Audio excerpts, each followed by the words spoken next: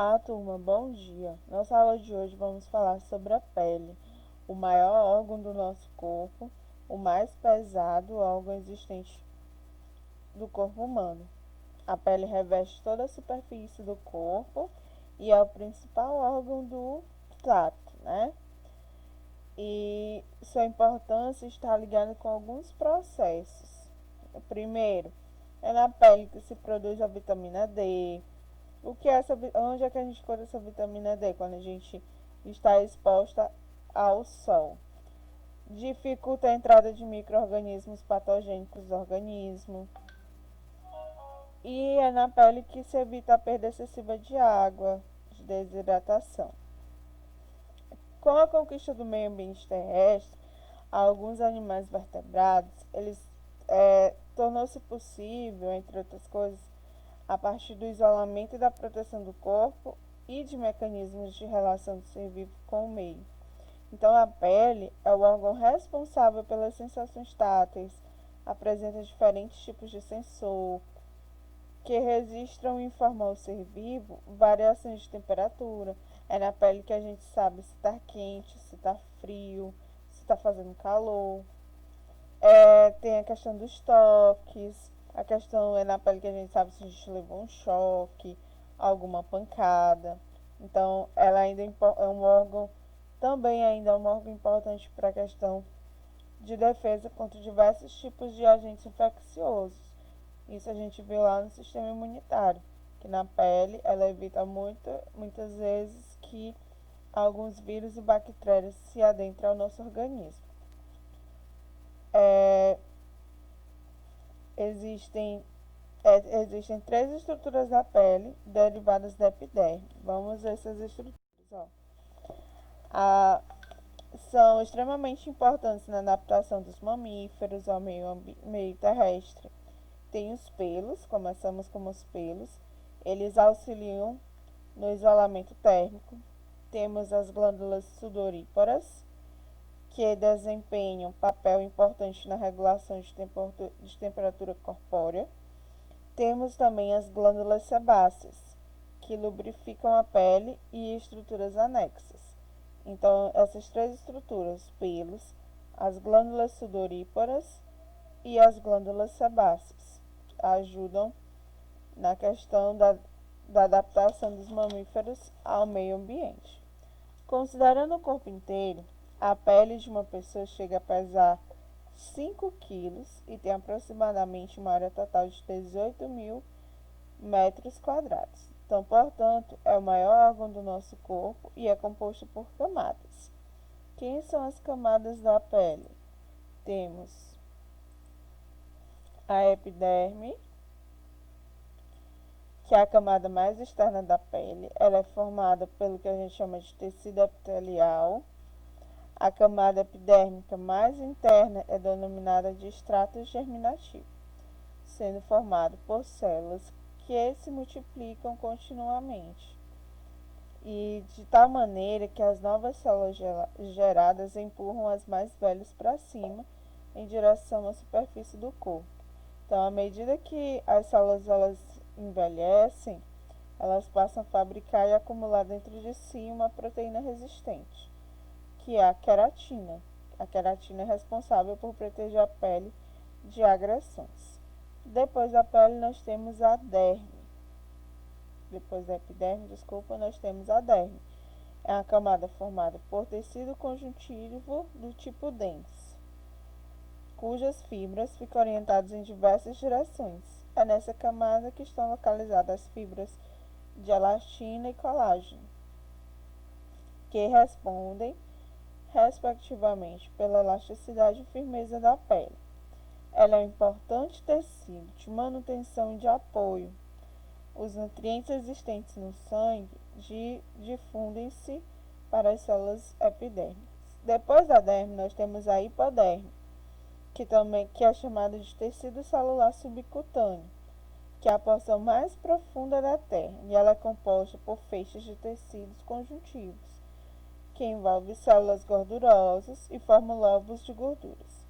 Sua estrutura fornece proteção contra traumas físicos, além de ser um depósito de calorias. Então, A pele ela possui a capacidade de se regenerar e, em média, a cada 30 dias, ou seja, recupera-se de lesões como cortes, arranhões. Além de nos proteger e de nos informar sobre as sensações que ocorrem no nosso ao redor, a pele ajuda a controlar a temperatura do corpo por meio do suor e da dilatação de alguns vasos. Você já percebeu, será que vocês já perceberam que toda a nossa pele está recoberta de pelos? Então, eles são formados por células mortas e queratina.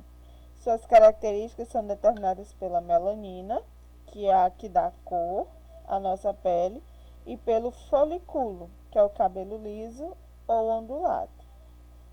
As unhas, as nossas unhas, elas também são importantes na defesa do nosso organismo, pois elas dão suporte às pontas dos dedos e ajuda e facilita no manuseio de objetos. Para que a pele, precise de todo, ela precisa de um cuidado, ela precisa ter higiene. Então é necessário que a gente cuide, da nossa pele. É necessário ter higiene com a pele. De que forma podemos cuidar da pele? Então, as mãos, por exemplo, as mãos são uma das partes mais utilizadas do corpo. Usando as mãos para muitas coisas. Segurar lápis e caneta, mexer com a terra, pegar objetos que deixamos cair. Usamos para cumprimentar os amigos. Então, por causa disso, às vezes elas carregam vírus e bactérias. Se isso acontecer e levarmos as mãos à boca, ao nariz ou aos olhos, micro-organismos podem entrar em nosso corpo e provocar problemas. Aliás, em locais com condições sanitárias desfavoráveis, as mãos são responsáveis por transmitir doenças infecciosas sérias, como febre tifoide, hepatite e entre outros. E agora a gente está vendo sobre a questão da Covid-19, que é muito importante a gente estar cuidando sempre, limpando, higienizando as mãos, não é isso? Por aí pode-se ver a importância de lavar as mãos sempre que estiverem sujas, depois de brincarmos com os animais, usarmos o banheiro ou chegarmos na rua e principalmente antes de qualquer refeição é necessário que a gente faça a limpeza. Então, limpe a pele 2 vezes ao dia, de manhã ou à noite. Esse cuidado ajuda a evitar o acúmulo de oleosidade, resíduos de produtos poluentes, poeira. Devemos usar sabonetes adequados para o seu tipo de pele, de preferência sabonetes líquidos. Devemos também lavar as mãos, deve se tornar algo muito rotineiro. O melhor é fazer isso com um sabonete suave, nunca com detergentes ou produtos abrasivos, para evitar reações alérgicas ou desgastantes que podem facilitar o desenvolvimento de bolhas ou feridas. E nesse momento a gente está usando muito o álcool em gel. Devemos sempre usar álcool em gel, mas o álcool em gel próprio para a limpeza das mãos, tá certo? Porque senão ele acaba que ressecando a pele. E quando não cuidamos da pele, acaba que a gente adquirindo algumas doenças.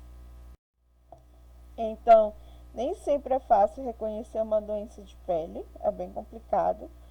O médico responsável é o dermatologista, ele é o único que consegue fazer o diagnóstico correto e indicar o tratamento. Mesmo com toda a proteção, a pele ela é permeável e acaba que absorvendo muitas substâncias e muitas vezes usamos remédio de aplicar na pele com ação interna. Assim, cuidado com o que se usa nela, devemos ter cuidado. Esses cuidados devem ser maior principalmente em crianças e idosos, pois as peles dessas pessoas são mais finas e têm mais capacidade de absorção. Então, existem algumas doenças que estão relacionadas com a pele. Então, em geral, as doenças da pele provocam coceiras e desconfortos. A gente aqui vai ver as mais comuns. Nós temos a miliária ou a brotoeja. A miliária ela se apresenta como erupção cutânea relacionada com as glândulas sudoríparas, produzem o suor, afeta principalmente as crianças, mas também pode atingir os adultos. Então, a miliária é o nome científico de uma erupção cutânea, mais conhecido como brotoeja. Ela surge devido à obstrução dos canais ou dutos que levam o suor das glândulas sudoríparas até a pele. Então, ela é mais encontrada no pescoço, nas axilas, muitas vezes no bumbum. Ela aparece muito em crianças, né? A famosa brotoeja, principalmente nessa época do ano em que está muito quente. Então, para evitar a miliária, a gente deve usar roupas frescas, tomar banhos frios e se proteger do calor, evitando o excesso de suor. Então, o ar-condicionado, né, o ventilador, é um grande aliado no combate à doença. Deve evitar o excesso de roupas nas crianças pequenas, principalmente nos recém-nascidos. Hábito comum entre as mães com preocupação excessiva em agasalhar seus filhos, né?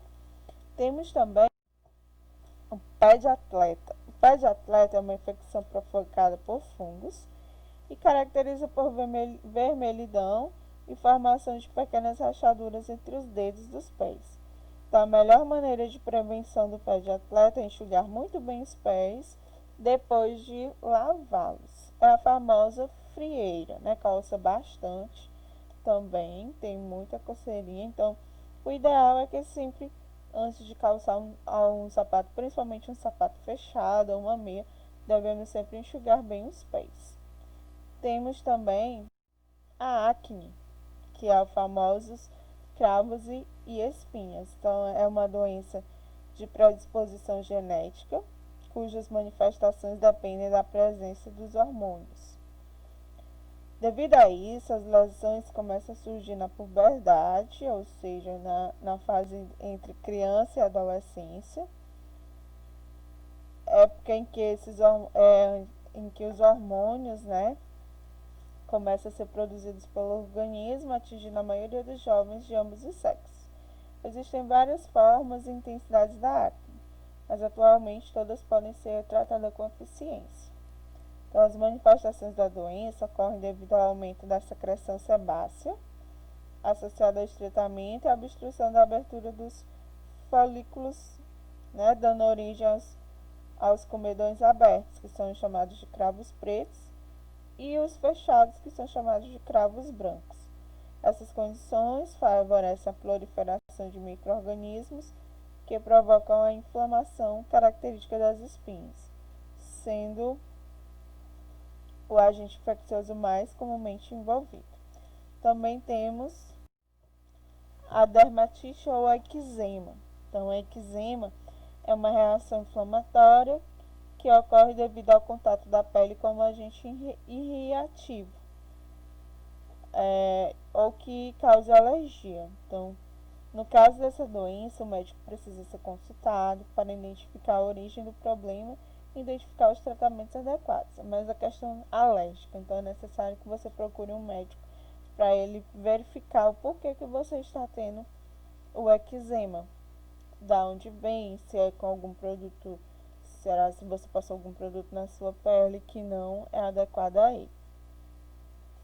Temos também a herpes. A herpes é uma infecção causada pelo vírus chamado herpes. O contato com o vírus ocorre geralmente na infância, mas muitas vezes a doença não se manifesta na época. O vírus atravessa a pele e percorrendo o nervo instala-se no organismo. O vírus pode permanecer inativo durante muito tempo e de repente provocar pequenas pústulas bastante doloridas na região dos lábios. Nessa fase, a doença é totalmente transmissível, é uma doença transmissível, quem possui herpes, e por isso deve-se evitar tocar outras pessoas com os lábios. Alguns fatores que provocam a ativação dos vírus é o sol em excesso, estresse e doenças respiratórias. As localizações mais frequentes são os lábios e a região genital, mas o herpes pode aparecer em qualquer lugar na pele, tá certo? E temos a verruga. as verrugas virais são lesões causadas pelos papilomavírus humanos, que é o famoso HPV. É uma pequena elevação que aparece nas mãos, entre os dedos, no rosto ou em outras regiões do nosso corpo. São auto-inoculáveis, ou seja, elas podem se disseminar pela pele através do contato das lesões com áreas não atingidas e são transmitidas pelo contato direto com pessoas contaminadas com o HPV. Então, essas são as doenças. Hoje vimos sobre a questão da pele e o como ela é importante, tá bom? E obrigada. E vamos aqui para as nossas discussões.